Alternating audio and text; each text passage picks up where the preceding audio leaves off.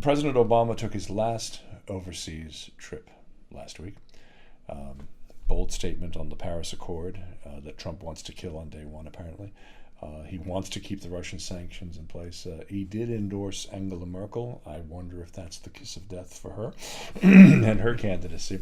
Well, she's coming up for an election as well, of course. Yeah. But he did also give 21 medals of freedom out, and there were just some wonderful, wonderful moments. I urge everyone to go to the whitehouse.gov and watch the full tape. Diana Ross had to pick up her mane of hair in order to get her award put around her neck.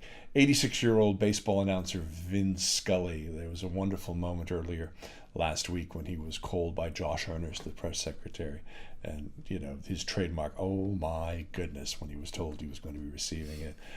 Michael Jordan, probably the most prolific basketball player ever to play, and President Obama stood there on the podium and said, people say the Michael Jordan of whatever industry when they want to talk about greatness. Well, he's here. He had to look up to 7'4" tall Kareem Abdul-Jabbar.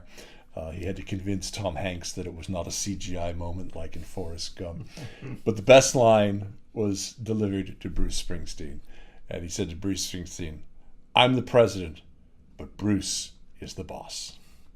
We need a guy like that. We do. I truly worry for my birth country. I really do. I mean, 53 years ago this week, JFK was assassinated. And we've got some turbulent times ahead. I mean, we certainly do. I fear Trump has neither the gravitas nor the ability to hold that office. And I have such awe for the institution. Every time I walk through the doors of the White House press room, go to some events. I didn't like W, but I respected the fact that he was the president. Trump and his followers have no respect to the idea that this is an institution. It's just a giant money-making Ponzi scheme for them disguised as faux patriotism of taking our country back. And he's already going back on his campaign promises. How's he going to keep this racist mob that he's just gamed at bay now? I mean, because they may be stupid, but they're not dumb. Final thoughts? Well, yeah, it's a worrying time, and in some ways, well, it's an aversion of Brexit, isn't it, actually, what's happened with Trump, and it is a worrying time. My own thought is that, the right is on the rise, and we need to fight that. I think. That's my final thought. Yeah.